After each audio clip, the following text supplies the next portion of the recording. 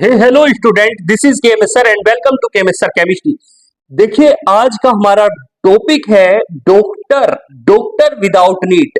यानी कि बहुत सारे स्टूडेंट्स के जो मैसेजेस आ रहे हैं कि सर हमारे जो मार्क्स हैं वो कम आ रहे हैं, हमारे मार्क्स कम आ रहे हैं। कोई कह रहा है नीट में 200 आ रहे हैं, 300 आ रहे हैं। खास तौर से ये उन स्टूडेंट के लिए वीडियो है जिनका नीट क्वालिफाई भी नहीं हुआ, और अगर क्वालिफाई हुआ है तो बहुत ज्यादा कम मार्क्स के साथ हुआ है। मतलब उनको कोई भी उनको गवर्नमेंट कॉलेज नहीं मिल रहा है। अगर आपको कोई भी गवर्नमेंट कॉलेज नहीं मिल रहा तो ये वीडियो आपके लिए वरदान है, अमृत है। इस वीडियो को आपको देखना है और आपका करियर सेट मैं आपको कर दूंगा। तो देखिए बच्चों, पहली बात, ऐसे स्टूडेंट्स जो है खास तौर से जिनके नंबर इतने आ रहे हैं कि उनको ना तो बीएमएस मिलता। देखिए, अगर आपके नंबर नीट में कम आ रहे हैं तो आपको सबसे पहले मैक्सिमम नंबर आ रहे हैं, ज्यादा नंबर आ रहे हैं तो आपको एमबीबीएस मिल जाता है। अगर आपके नंबर कम आ रहे हैं तो आपके चांस बन जाते हैं कि भैया बीडीएस कर लेते हैं, बीडीएस में नहीं मिलता तो बीएमएस के लिए चले जाते हैं।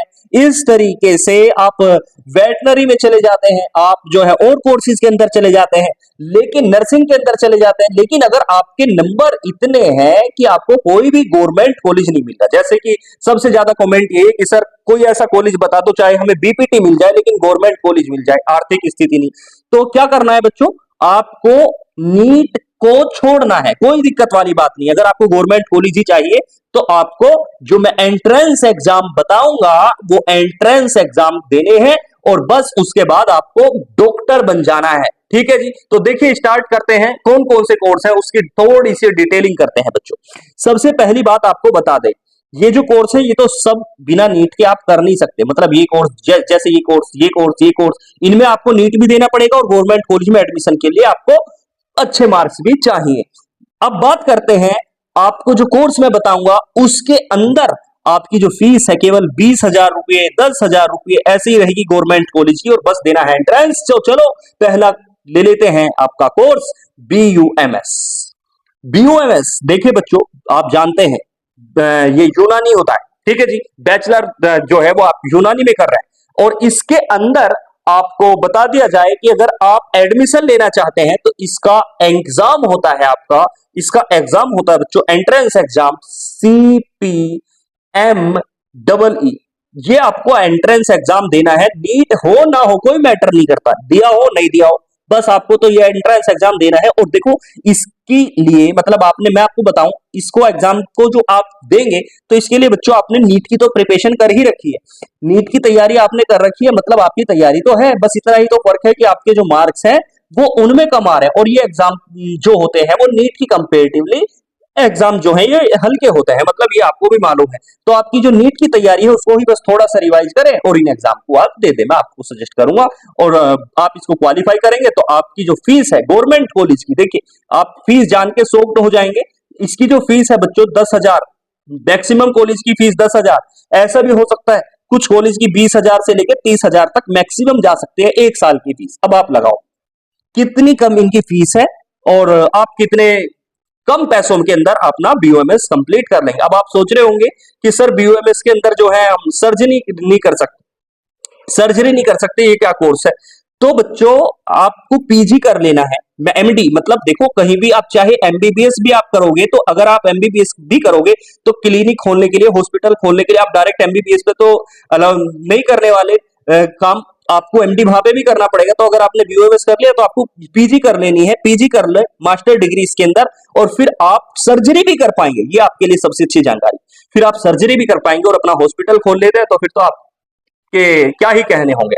ठीक है जी। अब बता दें आपको, ये जो एग्जाम फॉर्म है ये जो फॉर्म होता है एग्जाम फॉर्म, इसका ये कह लीजिए आपको जो एप्लीकेशन फॉर्म रिलीज होते हैं वो लगभग सितंबर अक्टूबर के करीब होते हैं। आपको डिटेल चाहिए तो आप हमारे साथ कनेक्ट रहे, हम आपको सारी जानकारी प्रोवाइड कर देंगे जी। ठीक है।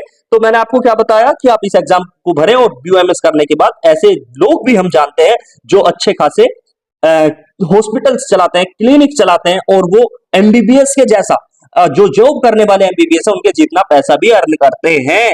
तो आपको बिल्कुल बीओएमएस करना चाहिए। इसके फॉर्म जो है इस समय रिलीज होते हैं करीब करीब, और फीस आपको इतनी मैंने बता दिया। आप इस फॉर्म को फिल कर दीजिए अगर आपका नीट में नहीं हुआ, और अभी से ही इसकी तैयारी में आपको लग जाना चाहिए। नीट की जो तैयारी है उसको थोड़ा सा बढ़ाओ, उसमें थोड़ा सा रिवीजन करिए, और बस आप पाएंगे एक बेहतर करियर इसके अंदर। चलिए दूसरा एक और बता देते हैं बच्चों, आप बीएसएमएस का भी आपने नाम सुना होगा, बीएसएमएस का नाम, हालांकि इसका जो एग्जाम फॉर्म है वो कह लीजिए कि इसका एग्जाम जो है वो हो चुके हैं, अगर आपको नेक्स्ट ईयर करने हैं तो आप बच्चों कर भी सकते हैं, लेकिन ये जो है इसके लिए भी कह लीजिए कि किसी नीट की आवश्यकता नहीं पड़ती, और इसका जो एंट्रेंस होता है, ये एंट्रेंस है होता है इसका, इसको दे करके आप बीएसएमएस कर लेते हैं, इसमें भी कह सकते हैं कि ठीक ठाक अच्छा स्कोप है।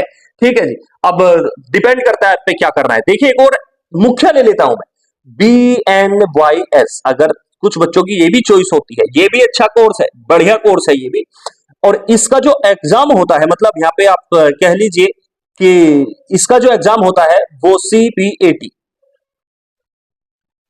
और इसकी जो एग्जाम फॉर्म की बच्चों ये कह लीजिए कि डेट है, यानी कि इसके जो आपके फॉर्म एप्लीकेशन फॉर्म आते हैं वो तकरीबन अगस्त सितंबर के करीब मान के चलिए, मतलब ये फॉर्म आप भर सकते हैं और इसके बाद ये फिर से आपको यहाँ पे एडमिशन मिल जाता है। इसके अलावा बिना नीट के बच्चों, देखिए बिना नीट के आप बीपीटी भी देते हैं, बीपीटी भी आप बिना नीट के देते हैं। वीडियो को अंत तक देखिए, मैं आपको लास्ट में भी कुछ अच्छी जानकारी दूंगा, डिटेल करूंगा, आपको अपना पर्सनल एडवाइस भी दूंगा आपको क्या करना चाहिए।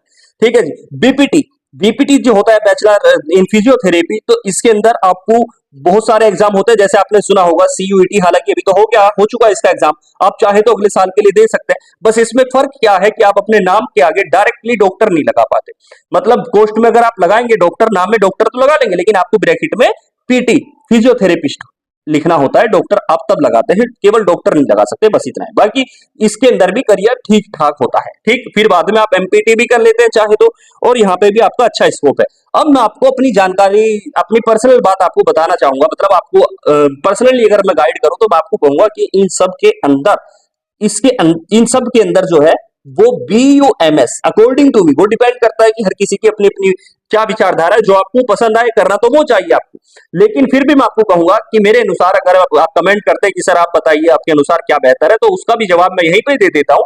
मेरे अनुसार BUMS जो है वो आपके लिए बेस्ट है, और इसके अंदर करियर अच्छा है, और जब आप कर लेंगे BUMS तो मैं आपको कहूंगा कि आप PG कर लीजिए, और आप PG करने के बाद खुद का क्लिनिक बनाइए, खुद का हॉस्पिटल बनाइए, और आप इसके अंदर एक बहुत अच्छा स्कोप अर्न करते हैं अपने जीवन के अंदर, तो डेफिनेटली आप इसमें बहुत बड़ी सक्सेस हासिल करेंगे। और ये एग्जाम फॉर्म जो है वो भी अभी नहीं निकले हैं आपके पास, ये भी गोल्डन मौका है बच्चों, ये भी सुनहरा अवसर है कि आप अपनी तैयारी, जो नीट वाली तैयारी है, उसी को थोड़ा रिवाइज कर लें, और उसी की तैयारी को आप बढ़ाएं, और बस एग्जाम को दे दें, और होपफुली आपका अगर नीट नहीं हुआ, देखो एक एग्जाम नहीं होता अगर, तो दूसरे रास्ते खुल जाते हैं, वो रास्ते आपको ढूंढने की जरूरत है, बस निराश नहीं होना, डोंट बी डिसअपॉइंट। तो आपको ये एग्जाम देना है, फोड़ के आना है, और BUMS आपको कर लेना है। और अगर कोई भी आपको जानकारी करियर से रिलेटेड, मेरा मार्गदर्शन आपको चाहिए फ्री, तो आप मुझे कमेंट कर सकते हैं, मैं डेफिनेटली आपको मार्गदर्शन करने की